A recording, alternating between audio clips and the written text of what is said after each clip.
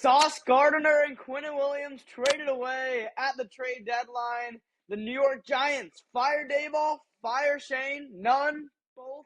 The NFL landscape, NFC versus AFC injuries, and of course, the spread for Week 10 in the NFL. Ozone, it's a fine Friday afternoon in the middle of autumn, and we are ready to rock and roll. We'll start off with the trade deadline. The Jets clean the house, if you will, and get rid of Quinnen Williams, Sauce Gardner. They acquire 3 first-round picks in total, a second, and wide receiver Donnie Mitchell from the Indianapolis Colts. What are your thoughts on the trade? Good for the Jets, bad for the Jets. What are you thinking? Listen, you take a step back and say, how good is Muji as a GM? A plus GM. I would rank this on a scale of 1 to 10. Herschel Walker trades a 10. This is a 9, 9.5. Absolutely beautiful job. Beautiful job. I actually think what Muji's done is set the tone for the rest of the league on 2 things. How to write good contracts, right? The contracts are beautiful, where they were able to let them go. They got actually 2 good draft. They got 2 good picks back. Nobody's talking about the pick they got back from the Cowboys was a second-round pick. The pick they got back from the Colts was these guys are high-level picks. They didn't get junk back. New location, could be better players, but I mean, I'm talking masterful. Now, you've heard the rumor of why they're accumulating picks, right? I have. You have. And I can tell you right now, there's a lot of rumor around the league that could happen for a couple of reasons.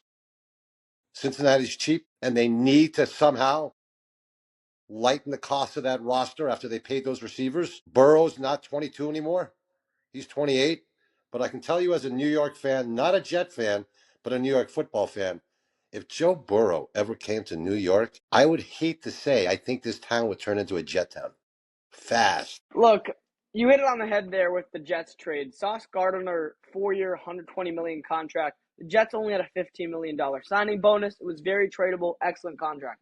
If you take a look at Sauce Gardner, look at his stats in 2022 when he was a first-team All-Pro, right? He had 75 solo tackles. 2024, 49. Right? Then you got to look at his passes defended. He led the league in 2022 with 20. 2024, he had less than half of that. He had 9. So Sauce Gardner has taken a major step back. He's overrated, and the Jets knew it. So they got the same amount of first-round picks that the Cowboys got for Micah Parsons. So an excellent trade there. Think about that. I mean, that's insane, right? And that's just great from Muji's perspective. That's incredible. So the Jets are going to be able to hopefully reset with that. Now, look, Joe Burrow. Clearly, he has the talent to be one of the best. But 3 season-ending injuries, the ACL, the wrist, and now Joe Burrow has the toe injury, right? So his problem is he can't sustainably be healthy. So that's why the Bengals might think, all right, get this guy the hell out of here. We 100%. Can't win with him. And they'll get 5, 6, 7 first-round picks for him, and they'll be able to really build around that roster and fix the defense, then get a quarterback in there when they're ready. That's what they have to do. So I would do it if I'm the Jets, and quite frankly, I'd do it if I'm the Bengals, and you can definitely expect this to be on the radar. And here's the scary thing that's devalued Joe Burrow a little bit. They're putting as much points up with Joe Flacco. So as insane as it is, but if I'm looking at that, I'm saying, maybe I don't need Joe Burrow. Maybe I don't need Joe Burrow. Can you imagine if they got out? That's one of the heaviest contracts in the NFL. If they got out of that contract, dude, now I don't think you can go with Flacco, but I think what they've proven themselves is if they can get another decent pocket passer, they might score enough points. Their problem is they can't stop anybody. Right. They're last in the league in rush yards allowed per game. Their defense is literally behind the Giants, the worst team, the worst defense. And their timeline doesn't align with Joe Burrow. Long story short, if they bring Joe Burrow back in this massive contract, you got Jamar T, Chase Brown, it doesn't matter because your defense stinks. The only way you're going to fix your defense is getting a new coach or eluding 5, 6, 7 first-round picks there. So it's the timeline thing. I think it's a very high chance they get rid of Burrow, especially if Joe Flacco continues this. I mean, watch out if they get a Dak Prescott level guy. Just imagine how good the Bengals could be with a good defense. That's a great analogy. Is you can stick Dak in there and probably get 85% of what you're getting with Burrow. Exactly. Problem with Dak is Exactly. Dak's got a heavy contract too, but still, you can move that around. I agree. Now listen, I can tell you who fits. I mean, you look at that system. Who would have fit in great in that system? Sam Darnold would look beautiful in that system. And I'm telling you right now, and I'm going off script, but I was talking to somebody else the other night during the Seattle game when they destroyed them. Because the Jets did what the Jets do to players and they destroyed players, you forget. And I can make an argument. Sam Darnold is a top 3 throwing quarterback in the NFL. His ball is an absolute pinpoint laser out of his arm. Laser, dude. I'm going to tell you right now, I think the Seahawks might be the best team in football. Listen, they went I'm up the ranks pretty super high on them. Yeah, I mean, it's funny. I'm a fantasy guy. I just picked up their defense. Listen, I really, we might have talked about this on one of our podcasts. I love their coach. How do you know their coach is so good? Look at the Baltimore D. The minute he left, that Baltimore defense completely fell apart. And look at that Seattle defense. That Seattle defense is nasty as shit. Exactly. They got one of the best defense in the league. I have them on fantasy, actually, coincidentally, too. But Sam Darnold, when you watch him, he's calm, he's cool, he's collected. And now you give him JSN, who's probably the best receiver in football right now. You just got him Rashid Shaheed from the Saints. And you have Cooper Kupp and Kenneth Walker. That offense has talent. You watch out It's good, for the dude. Seahawks. And JSN blew me away. Like, he's a weird receiver because he's one of those guys where he reminds me a little bit of this guy before your time called Marvin Harrison. Right? Is he the biggest guy? No. Is he the fastest guy? No. Does he know how to get open and has great hands? Yes. Dude, this guy knows how to find holes in your defense, and his hands are glue. 100%. The only other trades that we saw was Jacoby Myers going to the Jaguars and some other minor trades. Not a big deal. We saw the Raiders game last night. Nothing really to touch on there. Bo Nix stinks. You could tell. Big talker here, and I'll just give you this. And I respect Boomer Esiason. Did a big piece this morning. I'll put a bow on this. Said, undebatable. Jackson Dart's a better quarterback than Bo Nix. There's not a question. Not a question. And the way Boomer laid up on that was, now layer on top that Nix is being tutored by Sean Payton. That even makes it look worse. Okay, that even makes it look. I mean, Sean Payton made Taysom Hill look like a good quarterback. Exactly. All right, so this will lead us into the Giants talk because I was thinking the other day about what you said before the show. What's best for Jackson Dart? That's all I care about right now. I care about what's best for Jackson Dart. So I was thinking, all right, well, probably keeping the same offensive mind with him, right? Getting him used to a system, nurturing him over the next few years. And then I was thinking, hold up, wait a minute, take a step back here. What if Brian Daboll's not what's best for Jackson Dart? What if Brian Daboll and this team is holding Jackson Dart back? I said, hold up, wait a second here. Look at Drake May. Drake May had his coach fired in his first year. He got a real coach. He's the MVP right now. I said, Jackson Dart looks this good with this bad of an O-line, with zero weapons, with a fool for a head coach. What would Jackson Dart be like with a Ben Johnson, a Kyle Shanahan, a Sean Payton, a Sean McVay, a Mike Vrabel?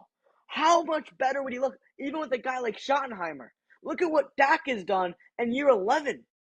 So then I was thinking, hold up. No, Daboll's not what's best for Jackson Dart.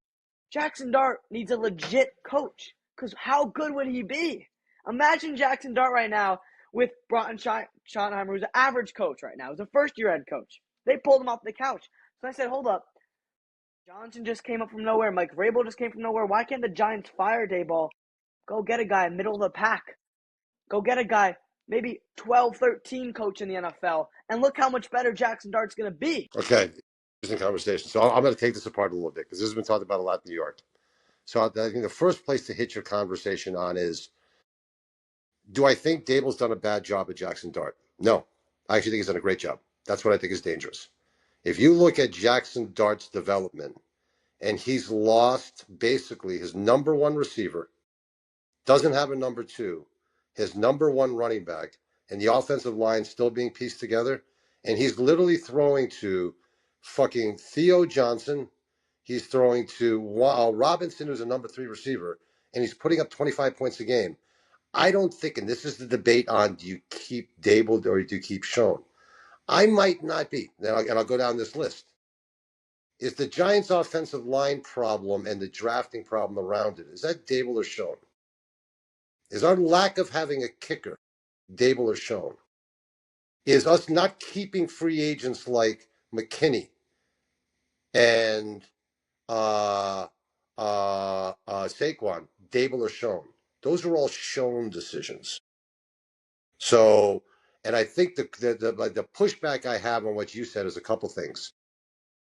Every good coordinator right now is not going to leave their job, right? I mean, if you told me Kevin O'Connell was open right now, I would throw Daboll out the door myself, right? He's not. You're not going to get Kevin O'Connell. You're not going to get Sean McVay. You're not going to get that Johnson from Chicago. You're not going to get those guys. Now, the interesting example when you look at parallel examples of New England versus New York, they're a little different because New England gave a rookie quarterback, Jared Mayo, as a head coach, who's a defensive head coach and a bad coach at that. Your difference is Daboll's an offensive head coach that's literally helped groom Dart. So it's kind of a different scenario. And then it's such a different issue where Vrabel, that's like such a microcosm. Like the only analogy that you could pull on that, because Vrabel is a lot. The only reason you brought Vrabel back is to reinstitute the old Giant culture, right? So if you want to do that route, then I'd say your next coach is Bill Parcells or Bill Belichick. You're going to bring Belichick in, and you're going to have him reinstitute the Giant culture from the 80s and 90s, right? Because that's the only tie in there. But it's very, and that's a lot of the conversation we've had in New York is now the blame on Daboll comes down to as a head coach, you also pick your defensive coordinator. And the issue I have around that is we all knew as a head coach and a young head coach, your ego would not allow you to keep a good defensive coordinator like Wink Martindale. This is exactly what Tiki was talking about. Because the debate went on if you brought the difference between young head coaches and old head coaches. Young head coaches will never bring a coordinator in that's that good because it'll jeopardize their job. Do you follow me? Older head coaches have a bigger Rolodex. They're confident, like a Sean Payton, in bringing an A-plus defensive coordinator in. Why? Because Sean Payton's not worried about losing his job. He's Sean Payton. You follow me? And that's where those guys talked about a good next head coach, if you fired Daboll, would be McCarthy. Senior guy, done it before. Has a deep role, will hire an A-plus defensive coordinator and has developed quarterbacks. He developed this guy named fucking Aaron Rodgers. But do you follow me? It's, running Daboll out of town is not that easy. And then you got to take a step back and say, because I am more on the Schoen side. If I'm going to rate guys, I don't think Daboll's great. Daboll's probably a C. But I don't think he's been dealt a great hand. Like he's had my God, Schoen hasn't given him a kicker, and we've lost games because we haven't had a kicker. We literally lost games because we don't have a freaking kicker, dude. That's a GM issue. Yeah, no, I mean, and the kicker's out again this week, just for shits and giggles. It's insane, dude. Yeah. Look, you hit it on the head there with he's good at developing Jackson Dart. Right, he is. Jackson Dart is clearly, since his first game to this game, he's making less mistakes. He's more calm. You can tell. I don't question Daboll's ability to do that. Hell, he did it with Josh Allen. He did. My questioning comes from, can he be a good head coach? He's a great offensive coordinator. He's a great offensive coordinator. He's a great developer. He's a great QB whisperer. That's magical when you're a coordinator. But now some guys, look at Josh McDonald with the Patriots. He's a horrible head coach, one of the best offensive coordinators. That's my thing with Daboll. We're 7th in penalties per game, right? Then I said, hold up, wait, take a step back with the play calling here. Kyle Shanahan, who is the coach of the year, so it's a tough comparison there, but we just played the 49ers, right? The 49ers are the most injured team. We're probably second or third. They destroyed us. They had a better game plan. They're 6-3 because they can play call and play to their team's strength with Mac Jones. Who's better, Jackson Dart or Mac Jones? Jackson Dart. No, right? We have the better quarterback. It's a great example. I had this discussion, but the problem is, and you're smart, you brought it up. Like Shanahan's a top 3 play caller. Like you're not going to get a guy. Like he's so good. I mean, I tell you what, you knew in that game, play calling is when McCaffrey is literally wide open in the end zone. Like that is where you're devising plays where people can't even cover people. So, but I mean, I don't disagree, but I don't want to. I have a tough time comparing Daboll to the best, but I think you nailed it on the head. He's a good offensive coordinator, but this is the risk you're involving. He's a good offensive coordinator. He's not a good head coach. I think he's proven that. But the problem you have is, do you want to let the guy that's developed, because that is historically the number one way you destroy quarterbacks, is you change coordinators. Every time you change a coordinator, they have a different style. He's going to change his motion. He's going to change his drop back, different route trees. And that's when a quarterback just starts getting fucked up. You see that, right? You see that with these guys. So I don't know. And look, that was my concern, right? If you had talked to me before the Broncos game, I would have said you can't fire Daboll. It's going to ruin Dart. I said you got to keep him 2 years. Doesn't matter what it looks like. And then I obviously already gave you my argument on why I thought he's being held back. And I get it. Look, that's the one risk you play, and that's really the only risk of firing him is, okay, are we going to ruin Dart? Now, let me just throw something out there really quick. And this is a little side note, but I don't know. Someone brought it up to me this week, and I just want to – you've definitely heard of this. You just mentioned you don't want to give the guy a new coordinator. You don't want to give the guy a new coach who has new styles. He's unfamiliar. So what if you just bring in Lane Kiffin? That's a guy I would mind bringing in. So there's a lot of talk of that. Would I bring in Lane Kiffin? Fuck yes, I would. I'd bring him in tomorrow. So I would bring Lane Kiffin in tomorrow. The question is, does Lane Kiffin want to coach pro football?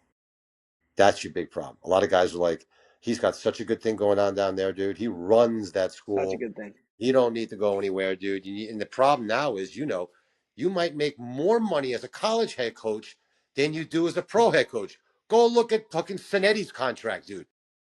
It's insane. So, it's funny. They always talk about that on the Fan. It used to be the pro teams could lure the college coaches. We're just going to pay you more.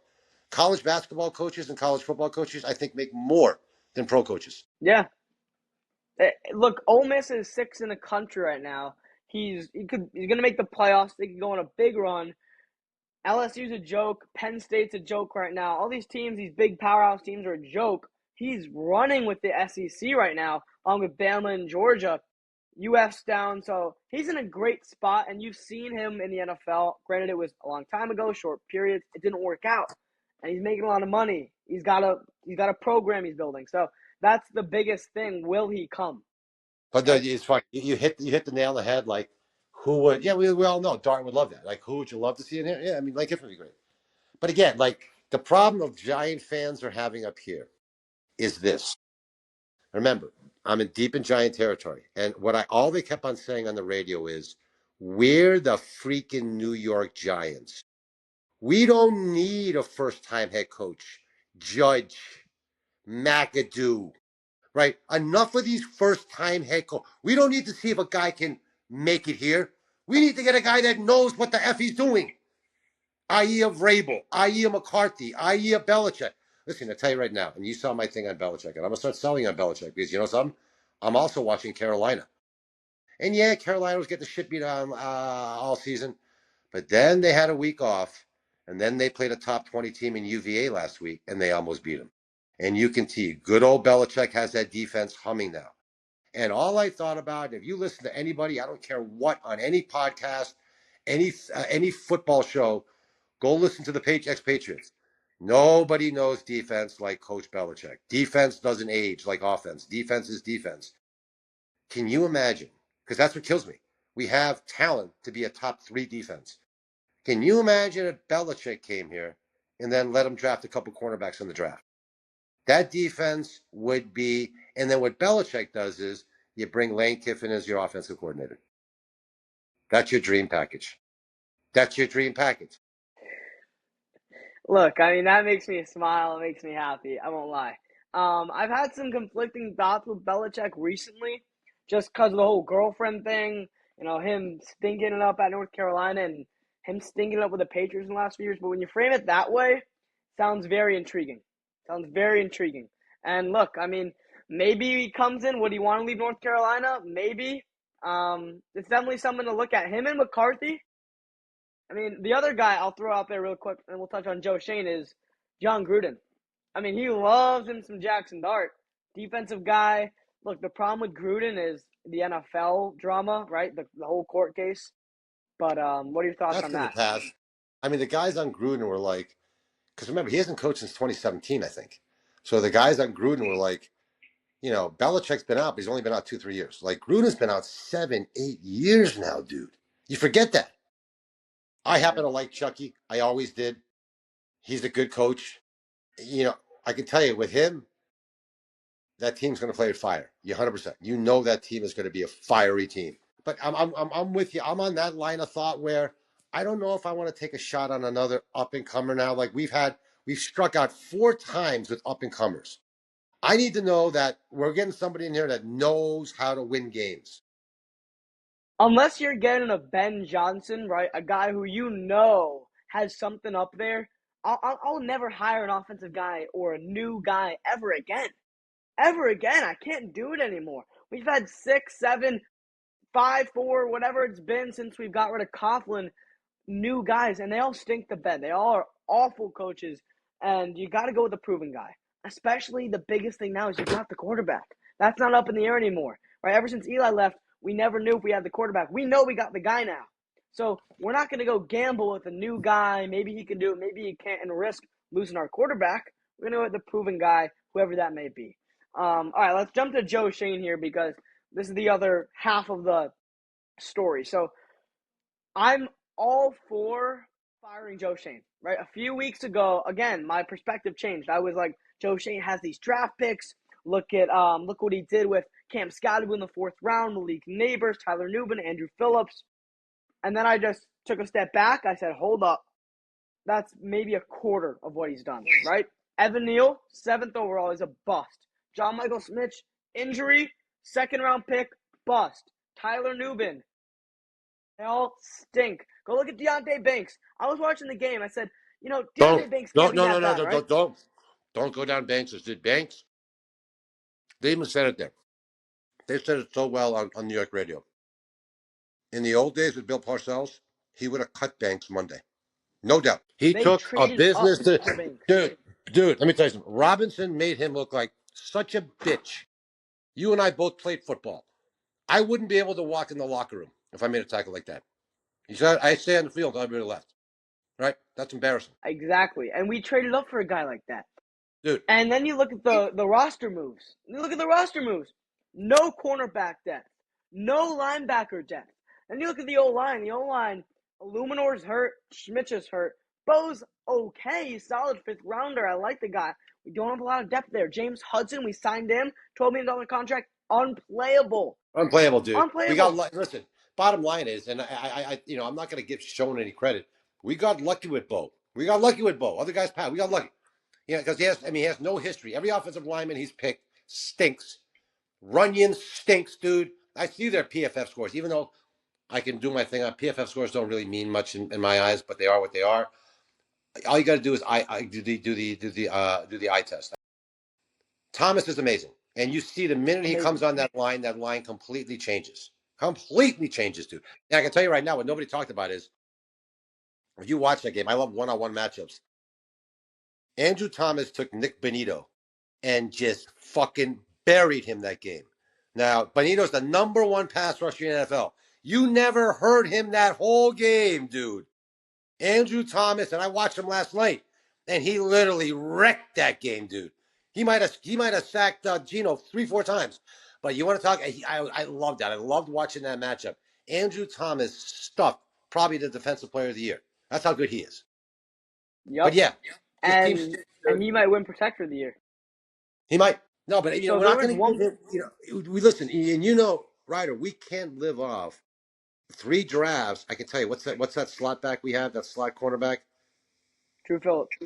Huge steps back this year. Huge. In fact, he's been abused on the radio here. Just absolutely. And I loved him last year.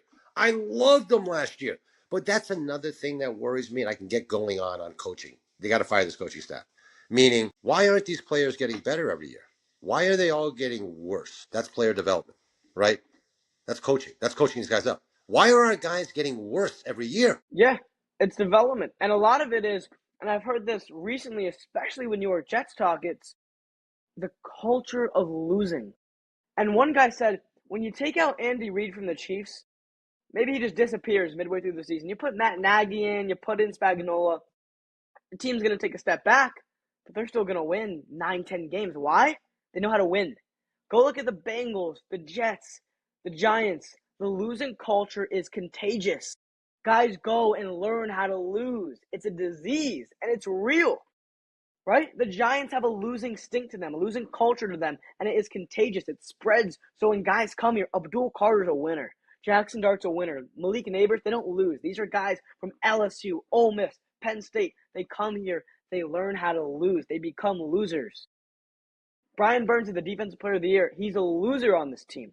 Dexter Lawrence stopped trying because he knows no matter 10 sacks, Defensive Player of the Year, doesn't matter. It Four-win kills me. team.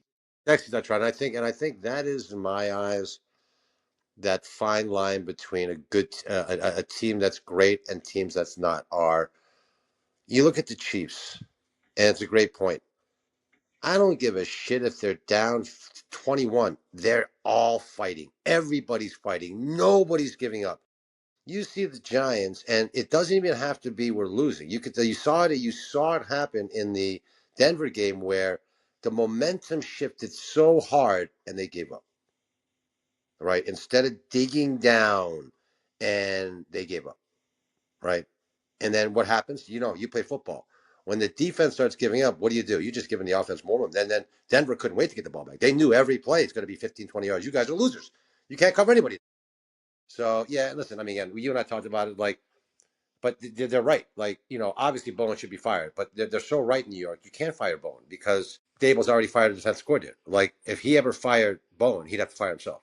Like, there's no coach fires two defensive coordinators, gets a third defensive coordinator. So he's kind of painted himself in a corner now where you can't fire him. You're stuck with him. And we all know this guy is an absolute disaster.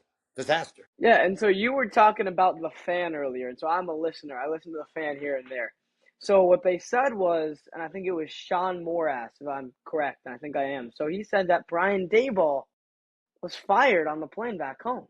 He said There's, Brian Daboll was a dead man, yeah. Well, that's and someone funny. in ownership overturned it. So that's the funny joke going on right now because supposedly that rumor's out from two people, but nobody will own it. But everybody's been saying that. Everybody's been saying that, and you said it before, which is interesting, that the Denver loss broke Daboll. Like everybody was, and Tiki was pretty wired in. Was like, if he would have won that game, there would be no talk about him being fired right now. But it's the fact they lost it and how they lost it. It broke people, and they said, and then again, the rumor I'm hearing is that's where the division came, where they want to fire Daboll but not Schoen, which I'm against because I've heard the debate. I'd probably go the other direction, or I'd fire them both. Right? I'd fire them both because it's not like anyone can raise their hand and say I did a good job. Right, exactly. When you take a look at the two, you microscope both of them, you're able to tell they both stink. So I'm definitely not for keeping Shane and getting rid of Dayball because are we going to really let Shane get a new stint with a new head coach when he can't even give his current head coach the right guys to play with? No, You mentioned and, it, the kicker. That alone fires you. let alone fires you. And a lot of guys were saying that the fact that the Giants, this was a little New York insider. Maybe Morash brought it up, and I happen to like Morash. I like Tommy and Morash. They're funny. A lot of guys said the Giants gave you a signal that they're going to fire Daboll and Schoen by no movement in free agency. Meaning, what they basically said is to you guys, you have this season and that's it. You're not going to touch anything moving forward, which is kind of how teams play. You're not going to decide on anything, right? We'll figure that out this season, and the fact that we made no moves, meaning we didn't pick up another receiver, we didn't dump anybody on the defense, even though the defense sucks, right? We could have definitely got draft picks, tells me, I kind of believe that the Giants kind of told Shane and Daboll, this is it. Like, either you win X amount of games before the end of the season or you're out. And I mean, I'm sure you heard all the fan, like, and I feel bad for Daboll. I guess Daboll was on a press conference today and the guys asked him directly, what do you think about, what do you think about the rumor you're going to get fired? And then, Daboll gave the usual answer, which is, I can't worry about that. I got to worry about Chicago. But, so they threw it right at him, right? So he knows. I mean, there's no secret. He knows what's coming. That's it. That's it. He's done. He's a dead man walking, and hopefully he doesn't hurt Jackson Dart. That's the biggest thing. That's the biggest thing right there. Do you have time to rip some of the spreads, or you got to bounce? Let's go. I got to go off camera for a second, but let's go. Hit me. Go down there. For me, all right. All right. And the Week 10 NFL spread picks. It's a loaded week. Some must-watch games. We'll start off in London, 9:30 a.m. on a Sunday. Start quickly, Sunday before off, we do right? this, let's just quickly hit last week. What was your biggest surprise last week? In total, or the Giants game? Yeah, Giants game wasn't a surprise. In total. Biggest surprise game last week. The biggest surprise game for sure was the Vikings game. I mean, I said the Lions are going to smoke them.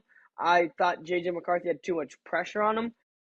J.J. McCarthy won that game in Detroit. Yeah. That was by far the biggest surprise for me. Surprising. I mean, Colts, I kind of saw that coming a little bit. That was surprising. And I did think KC would beat the Bills, but I was off on that. Oh, no. The other surprise game last night was Green Bay. Green Bay, I think, took a huge notch down on my head. I don't even know if they're Super Bowl. If you lose to Carolina, or is Carolina on a run with Rico Dowdell?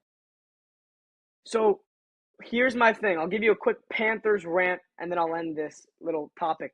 Panthers, I said this, 2 teams before this season that didn't make it last year to the playoffs will make it this year. My 2 teams are the Jacksonville Jaguars and the Carolina Panthers. The Panthers are 5-4, playing the New Orleans Saints.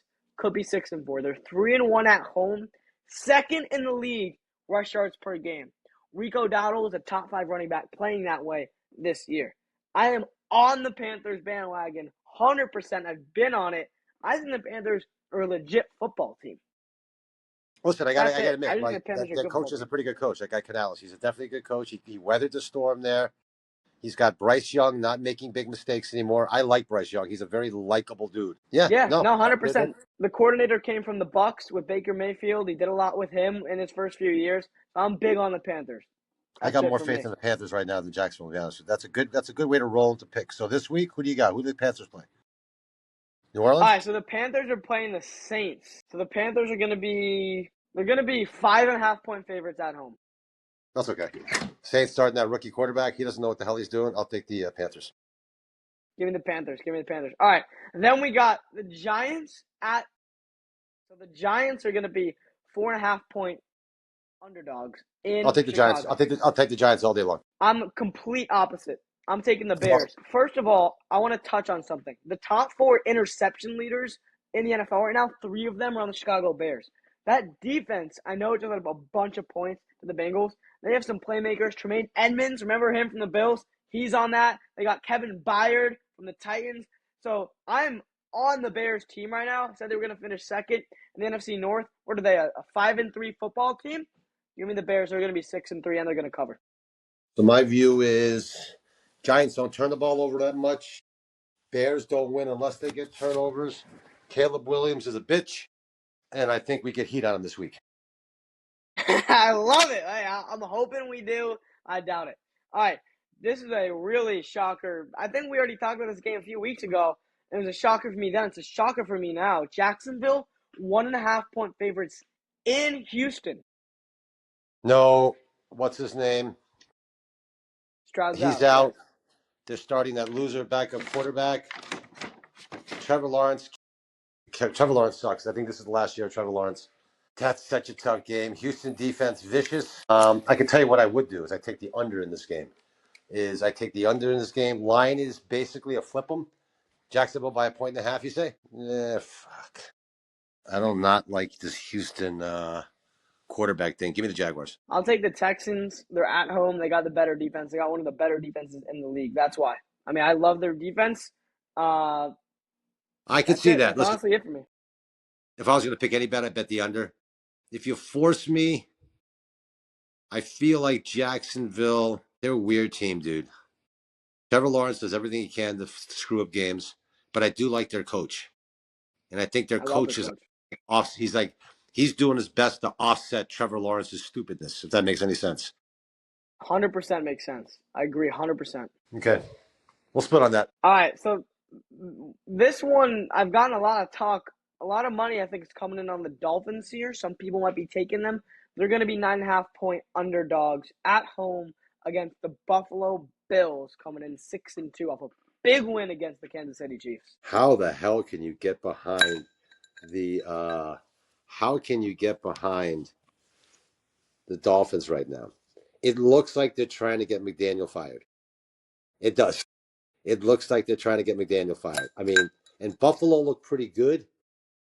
I mean, that's dangerous because it actually looked like Buffalo solved their defensive problems over the break. Right? Looks like they figured their defense out. I do not like that. I could see Buffalo beating them. Now, historically, doesn't Buffalo do bad in Miami? They don't. For the last few seasons, they win those games. I mean, I don't think they've lost in Miami in years. Let me look at it. But maybe Miami plays them tough in Miami. I mean, I'd probably lean Buffalo. I just can't. I mean, my God, Miami's no Tyreek Hill still out. He's out for the season. Waddle's still there. I mean, they haven't done it since September of 2022. I mean, look, I would personally smash the Bills here. I think the Bills are. I mean, look at the win last week, right? Everyone said the Chiefs this. I was on the Chiefs. Thought the Chiefs were going to win that game. Bills shut everybody up. The Dolphins are no general manager, no Jalen Phillips. They got no Tyreek. They're decimated with injuries. And I'm not a proponent of firing McDaniels. I don't think it's really on him. But they're just a sorry joke, a pathetic excuse of a team. And the Bills are rolling right now. I mean, how is this line not 15 No, and a half? I'm with you. They're I'm going to with you. smother them. I can't believe it's at 12-13. I'm all over Buffalo. And listen, I don't blame. I mean, I feel like McDaniel's going to fire, but I don't blame McDaniel either. Like I think at the end of the day, dude, this is another time where you tied your knot on Tua, and Tua's not that good, dude. You know Tua can't take a hit. You know Tua can't play in cold temperature. What the fuck, dude? Jesus. And his arm shrinks come December time. And we looked at, quick side note, me and my friend, he showed me a video of these Dolphins losses that could have been wins. And I was like, all right, well, whatever. We'll look at it. The Patriots game, Tua throws picks. They lose the game. The Bills game, throw a pick. Lose the game. Then they played the there were two other instances. I'm blanking completely right now. Shame on me. He threw 3 picks. They lost the game. The Panthers, they were up 17-0 in Carolina. Tua throws 3 picks. They lose the game. There was another instance too. 4 instances where it's like, dude, hold up. This isn't McDaniel's fault. This isn't. It's just not his fault. It's Tua. Tua's awful. He's awful, dude. Let me So tell you something. His number one asset was supposedly accuracy. That was his number one asset. So if he's lost that, he's useless. I agree. But I'm still probably taking Buffalo. I'm taking Buffalo. I'm with you on Buffalo. I'm with you. All right, now this is top 3 game of the week. I almost tried to go to this game with my dad and my family, but tickets were up the hell on this one. So Patriots at Bucks, 7-2 at 6-2. Tampa Bay, no Bucky Irving and no Chris Godwin, but they're still going to be favored 2.5 hosting Drake May. That's okay though. They got Ibuka. They got Ricard White. Here's my thing. I'm taking the Bucks, and my philosophy on that is they're coming off a bye. They're going to be jacked. Patriots have had a soft schedule. This is the first real team they're running into, and it's going to be hot. Give me the Patriots. Right? Off a bye, I like it. Yeah, this isn't Sean Payton or Sean McDermott, though. It's Daboll. He's a good coach. Give me the Patriots. Drake May is rolling right now. The Bucks, I really like Baker. I love the fire they bring. At home's tough there. But they're so banged up, and the Patriots are just rolling right now. I mean, I get what you're saying. They've had literally one of the easiest schedules. They legit have, and they barely beat the Falcons at home, who kind of stink. So I can see why the Bucks are favored and why you would take them. But with Drake May's way he's playing right now, and Ramondre Stevenson's out too, that's a big blow. But I'll still take the Patriots here. I'm high on Drake May, high on Vrabel. This defense hits hard. I'll take them. What's the matter with All Bucky right, Irving? What's the matter with Bucky Bucky Irving? Irving. He's on my fantasy team, dude, and he's been out so long, and I'm so worried. I need him back. I know. I was almost sure he'd be back after the bye week. Dude, Bucky Irving's legit. Like, you get Bucky Irving back. I think Evans is done for the season. But then you get Godwin back. Dude, this team, the Bucks, they're scary. They're scary. They But need they're Bucky Irving banged up back. for me right now. They need They him need him. back. That Rudd game with him and White, that's a dangerous combo. All right, this would probably be the game of the week for me, and here's why. So the Ravens have the Browns, Jets, Bengals after they play the Vikings, right? They're 3-5. I took them to go to the Super Bowl. It's not looking too good, but they win this game, 4-5. Browns, Jets, Bengals, 7-5. Someone say 7-5, maybe. So that's why it's so much implications for the Ravens. Then you flip it. Hold up. Vikings, right? They're in a very tough division. They're 4-4 though. They just beat the Lions in Detroit. They go 5-4. That's going to get a lot of momentum, a lot of heat. But now you flip it. Okay, Ravens 3-6. Steelers are on a roll. I don't know. Vikings 4-5 with the Bears at 5-3, probably beating the Giants. Lions, Packers, tough NFC. I don't know. In Minnesota, McCarthy, Lamar. This is the game of the week because the implications. What happens when one of these teams wins and loses? It's a lot. This isn't season on the line type of game. Just close to it. Baltimore 4.5-point favorites in Minnesota. Give me Minnesota. I take Minnesota with the win. Forget the line. I think Minnesota wins this game.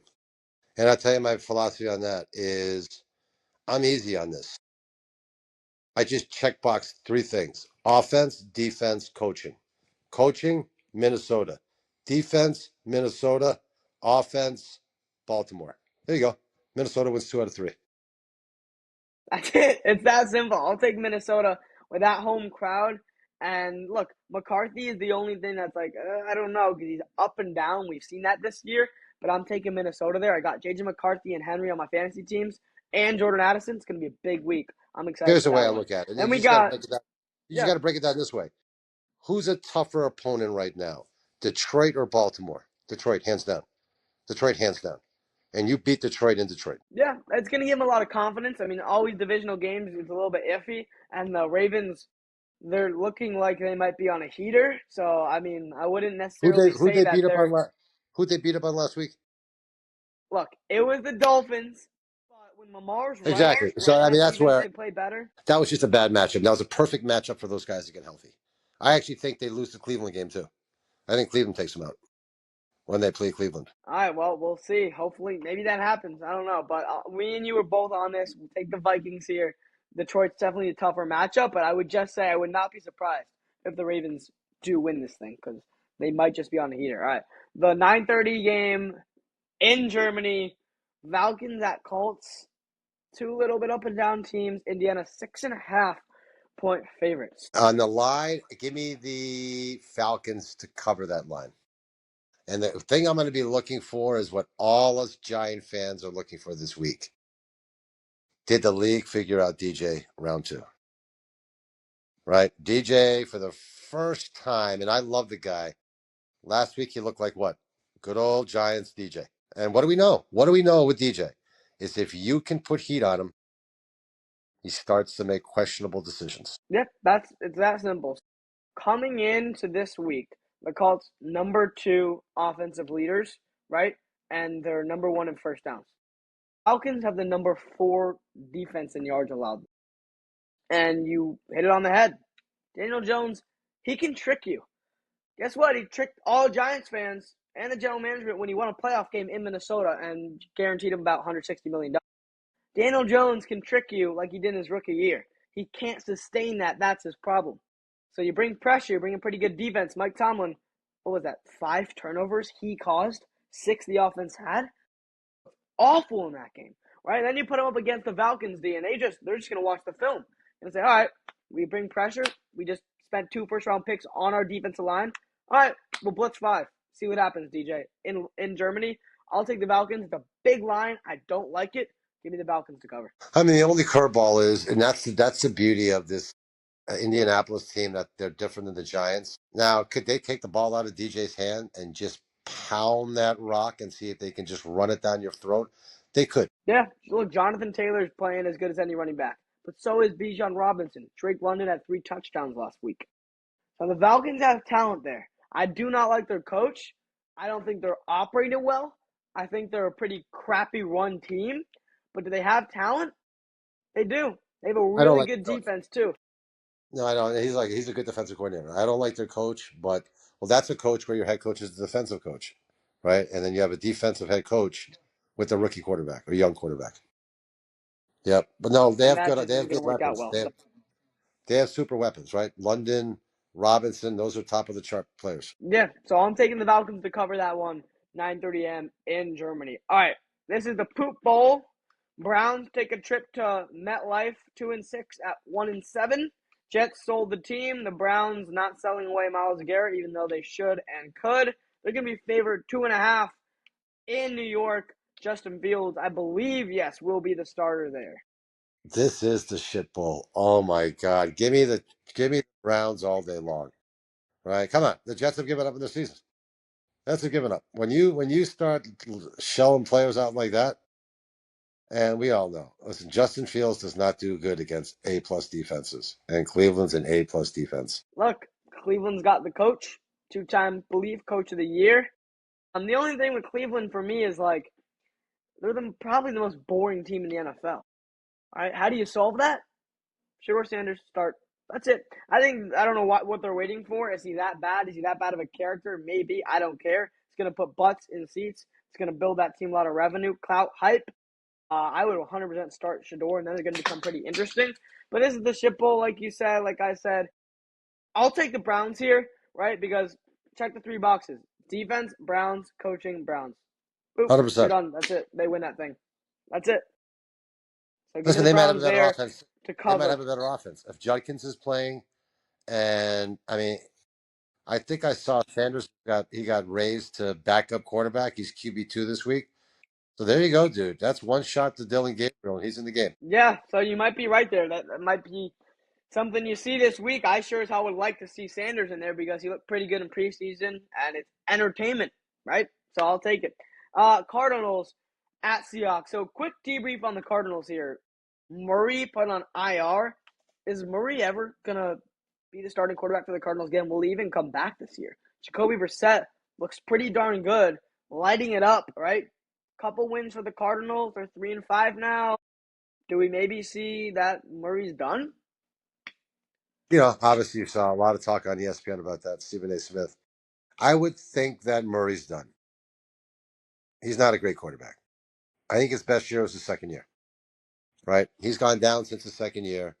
He's not a great quarterback. Uh, yeah, I can see him. They said they owe him a lot of money, but I could see. You know, they look better under Jacoby Brissett. Period. They look better under Jacoby Brissett. Yeah, that's it. Look, they paid him a lot of money, signed him to a big deal, didn't agree with it. But here's the problem with quarterbacks that are 5'10". When you're that short, you have to run around, rely on your athleticism, make plays happen. And sometimes those quarterbacks, they wind up being very erratic, right? They make silly plays, and when it's working well, like with Caleb Williams at USC, oh, it looks great, right? Making magic happen. But a lot of times it's pretty hard to sustain, and when it's not working well, look what happens to Marvin Harrison Jr. Becomes a shell of himself, right? The offense, it dilutes down to something that it could be way better than that. So, and then you take it, all right, well, he tore his ACL. Right? So a guy who relies on his mobility tears the ACL. That's a banged up injury, right? Comes back, he's still pretty mobile, but not as mobile as he once was, right? He's not as balanced, not as confident. So Murray's completely shot. He's done. Go be a backup somewhere, maybe a team like the Browns. I don't know, give him a shot, but he's done. And look what happened to Marvin Harrison Jr. when they played the Cowboys. Now, granted, the Cowboys have legit the worst defense in the league. They made Russell Wilson look good. But you can see when Marvin Harrison gets that ball, he's actually pretty good. They got Trey McBride, who might be one of the best tight ends in football. And no James Conner, no Trey Benson. They're two top running backs. It's like, hold up. That defensive line's pretty good. They paid Sweat, spent a lot of money there. They got the defensive coordinator from Philly when they went to the Super Bowl in 2022. And you got Trey. And you got Marvin Harrison Jr. And you got Trey Benson. Watch out. That team's got talent. They just need a quarterback. So Murray's Their done. D is pretty good. When I watch them, their D is actually pretty decent, right? I mean, they still have good old Buda Baker, one of the great hitting safeties. Uh, Listen, I'm taking Seattle all day long in this game, though. Seattle is, like you and I said, I mean, Seattle has moved into a top three team, period. Yeah, Seattle 6.5 point favorites at home here. The 12th man is going to be active. Give me Seattle, right? I totally see them winning this 28-17, 28-20, so I'm taking Seattle cover here. But I would definitely say the Cardinals team might just be headed in a right direction now that Brissett's in there. So that's my note on the Cardinals. But give me the Seahawks, roll to 7-2. Seahawks are scary. Very scary. They're a tough team, dude. All Very right. tough team. This game's a good one. It's 6-2 at 6-3. They played on a Thursday night football game earlier this year. The underdog won. Will the underdog win again? We have the Rams traveling to San Francisco, 4:25 Eastern time on Fox, and the Rams are going to be 4.5-point favorites on the road. What do you think? Listen, this is a San Fran plays the Rams tough. They just always do. But if you're asking me, my Super Bowl contenders, Rams are one. Rams are 100%. Right now, if I'm going to say coming out of the NFC, they're a top 2 or 3 Super Bowl contender. So I think they smoke. I think they smoke them. So, real And like quick, we do our this is check. one of my. Yeah, go ahead. We do our check boxes. This is where when you check box the Rams, they're a tough team because when you check box them against San Fran, you have to be honest with yourself and say literally, offense better, defense better, and one of the few teams head coach better. So the Rams might beat San Fran on all 3 levels. Shanahan's not going to lose that coaching check to only a handful of people. And McVay is one I'll give the check to. I think McVay's the top 2, 3 head coach. So this is one of my favorite matchups. It's always been because it's two of the greatest coaches you'll see. Now, personally, Sean McVay is in his 30s, already has a Super Bowl. I think Sean McVay is going to be the greatest coach of all time. Right? When it's all said and done, he's going to be there. Now, right now, Kyle Shanahan's the coach of the year. Hands down. He's 6-3 with nothing at his disposal. So you have these two guys, and you're like, hold on, these are two elite coaches. Both easily top 7, probably both top 5. You match that together. All right, now you say, hold up. Matthew Stafford's 21 touchdowns, 2 picks. Nakua, when he's healthy, might be the best receiver in football. Tyron Williams, the defensive front, Jared Verse, Byron Young, right? They're a very good team. Now, you throw a lot of that out the window. You have to. Because you could have said the same thing when they played Thursday night in LA. You throw a lot of that stuff out the window because it's coaching. This game is coaching. That's what it comes down to. 100% of the time, especially in divisional games, it's always coaching. But when these two guys play, it's like the two best chess players in the world going at it.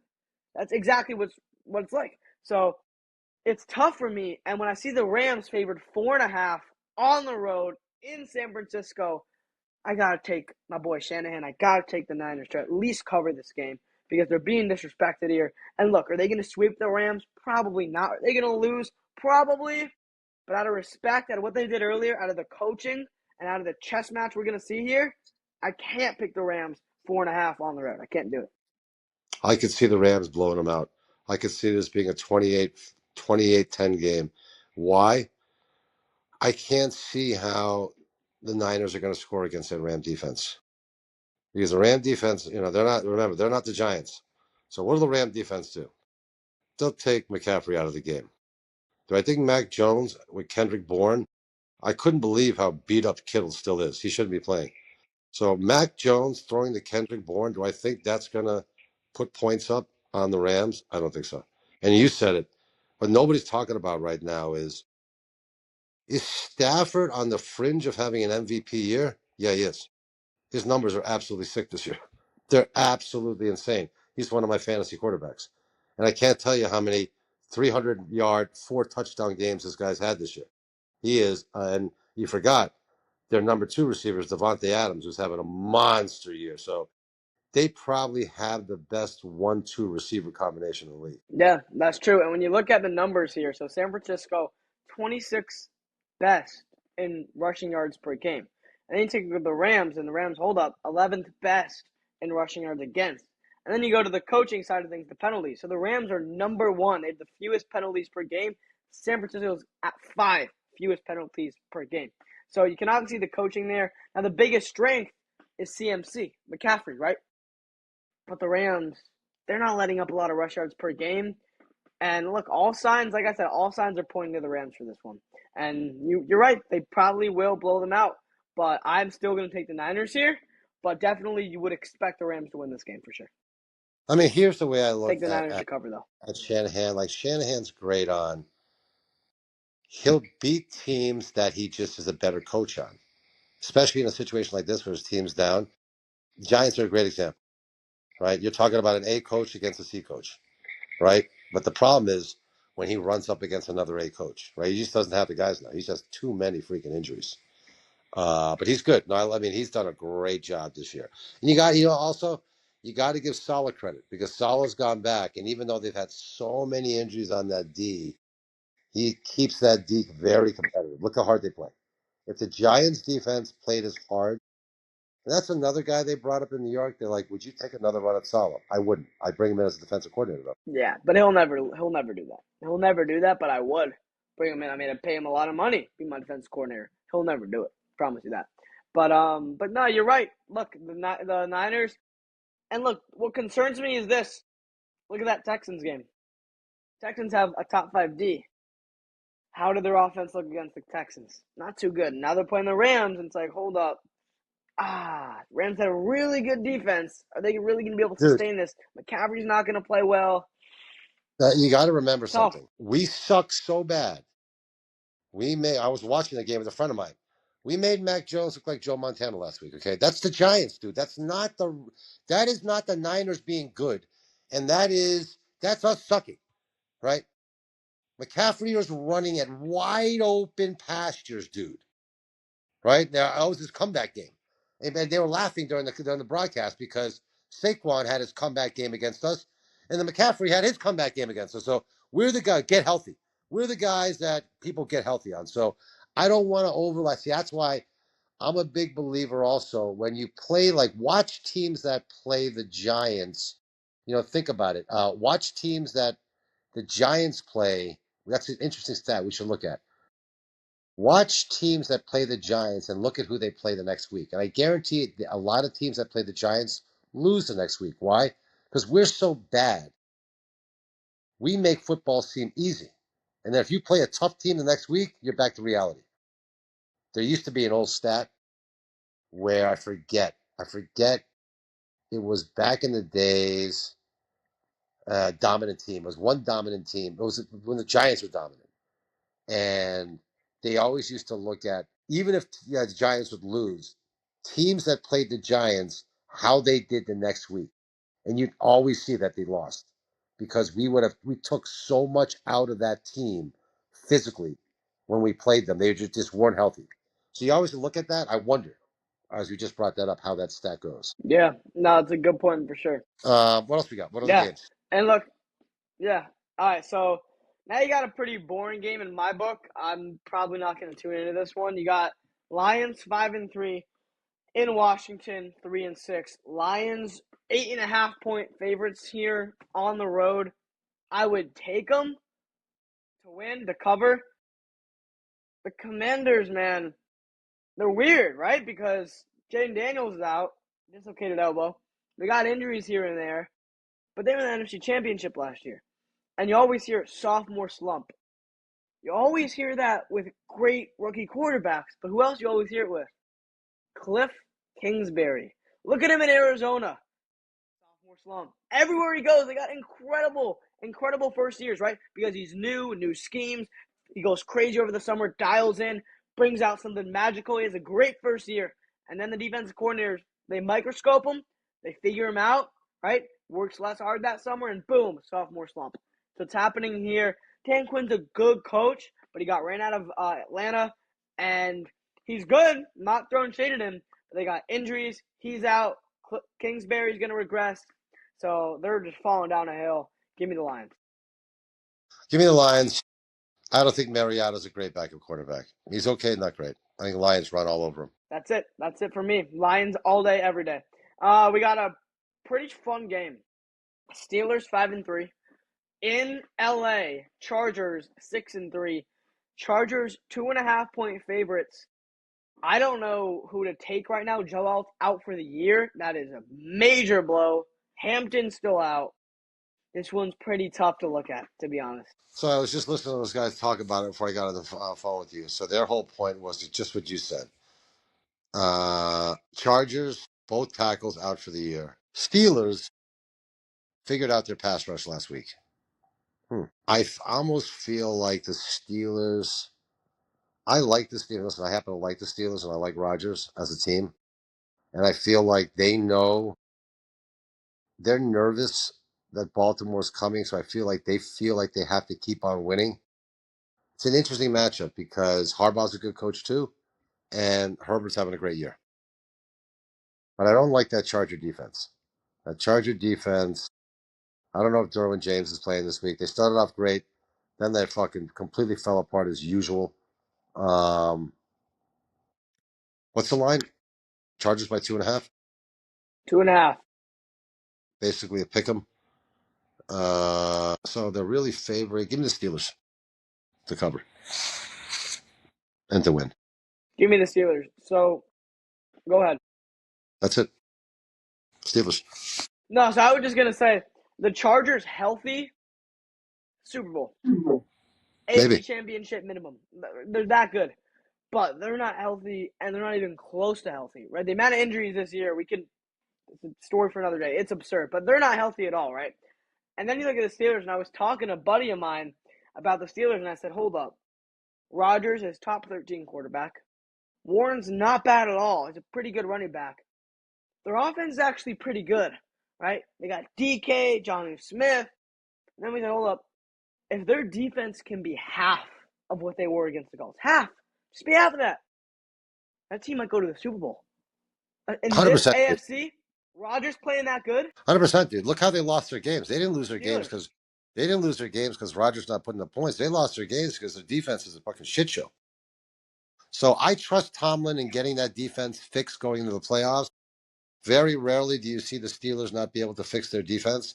They did lose a lot of players, dude. I did not like them trading away Minka Fitzpatrick. I thought that was a stupid, stupid move. But yeah, I do trust they get that defense going. And you're right. If they can just be a top 10, if they're a top 10 defense, they're going deep in the playoffs. Exactly. And, we touched on that Minka trade when it happened a while ago. We said you take out the quarterback of the defense, take out the captain, the whole thing's crumbling. And we saw that, right? And now Mike Tomlin's working his magic, doing his thing, right? They're banged up in the secondary, but look how hard Jalen Ramsey's hitting. I have not seen him hit that hard in years. He's playing insane. I can tell you, I was talking to my boss is from Pittsburgh, and we talk about him all the time. Ramsey's impressed me.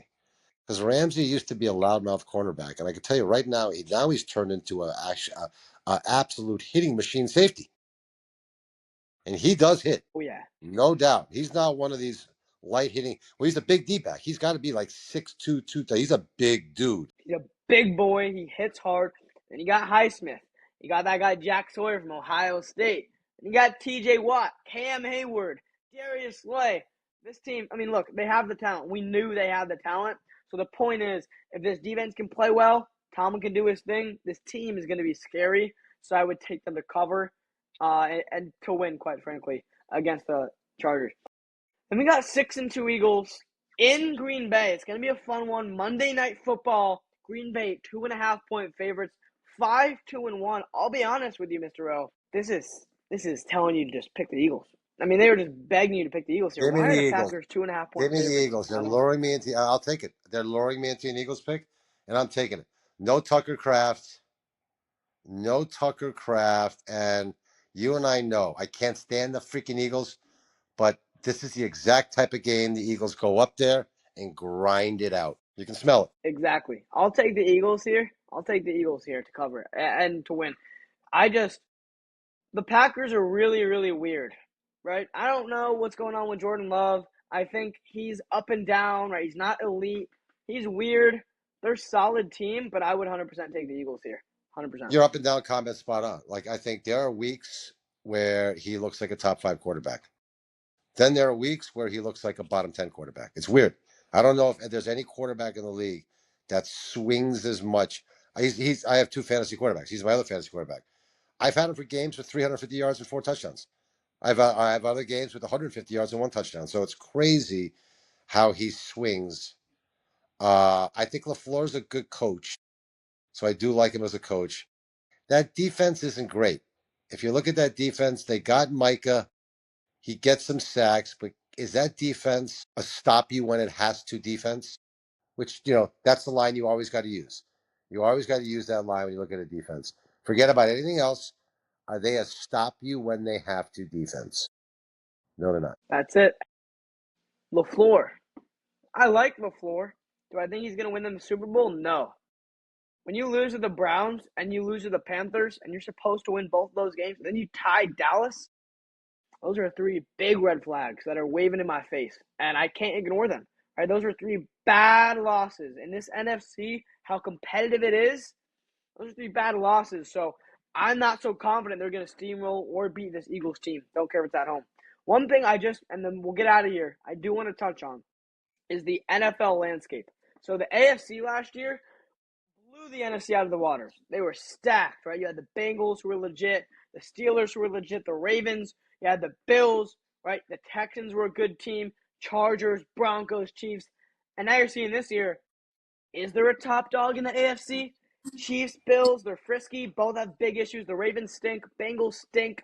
Broncos, Bo Nix can't do anything. He's never going to be able to win them a Super Bowl, let alone a few playoff games. So they're like, all right, are the Colts the top dog? Daniel Jones? Probably not.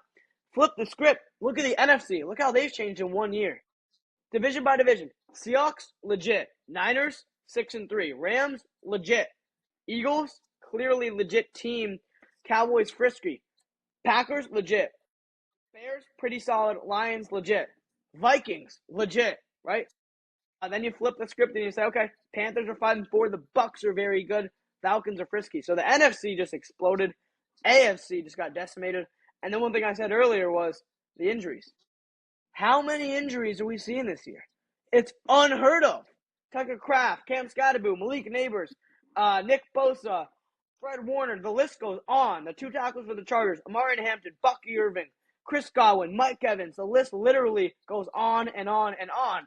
And I want to ask you why. And something I heard was the season's getting longer and practice is becoming less important. That's what I've heard. I want to know your thoughts, and then we'll get out of here.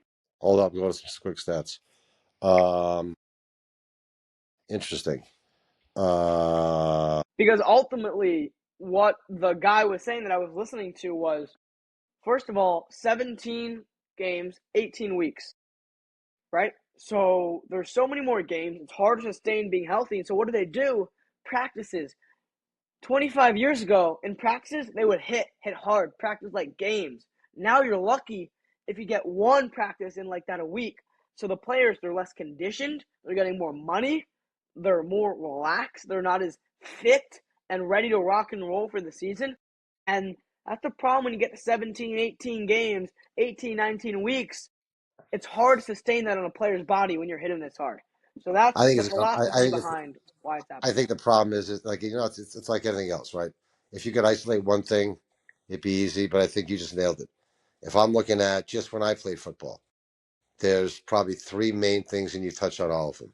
I think the first thing is people are bigger and faster.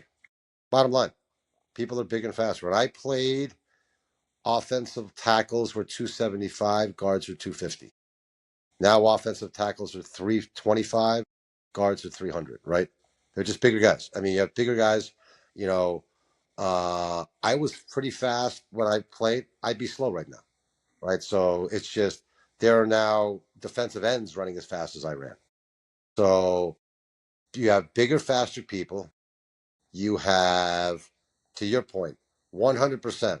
You have less, but I think they did that to alleviate contact. You have less hitting practices. Back in the old days, Tuesday, Wednesdays were pads, right? So back in the old days, Mondays were films. You were full pads Tuesday, Wednesdays. Some teams don't even do full pads during the season. So you just lose that ability to hit, to take hits. And there are a lot of fucking games, dude. There are a lot of games, right? There are a lot of games. You've heard there've been all talk. You're not going to shorten the season. What they've tried to do is, but I think that might have caused more injuries. Now they play such a light preseason, right? So you really don't get these guys in shape in the preseason, and then they come out in the regular season, and the injuries just hit because they probably haven't had enough hitting, haven't had enough repetition. So you put all that in one cauldron, and it's tough because you're not going to go backwards. Players are not going to get slower, and players are not going to get slower and smaller, right? You're not going to play less games. So those two are non-discussion points, right? All you can do is hope to, and you see Yeah, that's what it. what have they done? They've gotten so much better in physical therapy, cold baths. Let's quickly go and I'll leave you with this: divisions. I don't think it's as clear when I look. If I'm going to look at division by conference, let's go top eight teams in each conference. I could pick them apart. Your top eight teams in the NFC: Philly, K, not great. Giants beat them. That's all I'll say. Giants beat them. Okay. Tampa Bay, we'll see how good they are. Very injured. Seattle, I like, but then I'm also, I got to be honest with Seattle. Sam Darnold is kind of like Daniel Jones plus to me, meaning you're good, but we saw what happened last year in the playoffs when pressure's on and people put heat on you. Follow me? Completely fell apart. Green Bay is an okay team. Rams, I think, may be one of the better of the bunch. San Fran being coached up like a motherfucker. Detroit, 5-3, good but not great. All the other teams are 5-4. I wouldn't even consider them. Then I look at the AFC. Denver, that's 100% a defensive led team. Then the question you say to yourself is, can their defense take them to a Super Bowl? Indianapolis, 7-2, some cracks we saw early. New England, we'll see. We'll see. I don't know. Some guys think Drake may. Pittsburgh at 5-3, but I don't know if these guys are much worse than the teams on the AFC. Pittsburgh 5-3. I think they could be a sneaky 5-3. Buffalo 6-2. Listen, here's the bottom line. Josh Allen's MVP. If they could ever get that defense to shut people down to less than 21 points, they can easily be in the Super Bowl. Chargers, you're right. Too many injuries, but still a tough out. Kansas City at 5-4. I'll tell you right now, Kansas City at 5-4. I will still put them as my favorite for the Super Bowl. 100%. Because what do I know? In a tough, hotly contested game, like you said early in this phone call, Kansas City knows how to win those games. They know how to beat you. They won't make mistakes. They'll ball control. They'll pick a couple big plays on you. We've seen this happen 1,000 times. So I think it's even more even than you think that it is. I think the NFC's definitely evened it up though, right? There were a couple of years where if you went top 10 teams, 7 were in the AFC, right? Maybe even 8. But yeah, that's my takeaway, kid. My takeaway is Giants win this weekend. Let's go. See you, buddy. Later, buddy.